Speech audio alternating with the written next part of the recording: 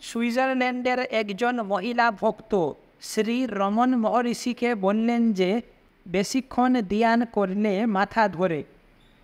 মহর্ষি বললেন, যে ধ্যান করে আর যাকে ধ্যান করা হয় সেই দুজনকে এক জানলে মাথা ধরবে না বা অনুরূপ কষ্ট হবে না। ভক্ত বললেন, কিন্তু এরা পৃথক, এদের কি করে এক ভাবা যায়? মহর্ষি বললেন, এটা তোমার দৃষ্টিভঙ্গির জন্য। একটাই আছে, আর কোনো পার্থক্য নাই। ধ্যানে আপেক্ষিক চেতনা চলে যাবে, সেটা ধ্বংস নয়, কারণ পরম চেতনার উদয় হয়। বাইবেল বলে, স্বর্গরাজ্য তোমার অন্তরে।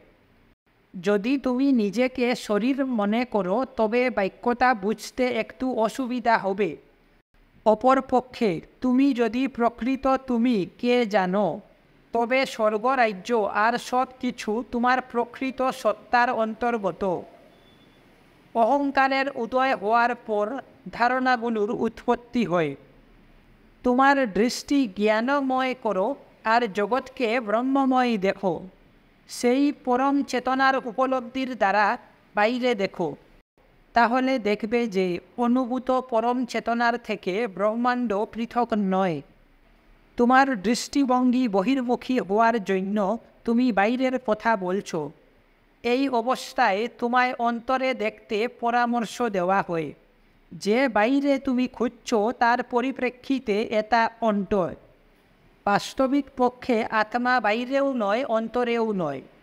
স্বর্গের কথা বলতে গিয়ে লোকে উপরে বা নিচে, ভিতরে বা বাইরে ভাবে, কারণ তারা আপেক্ষিক জ্ঞানে অভ্যস্ত।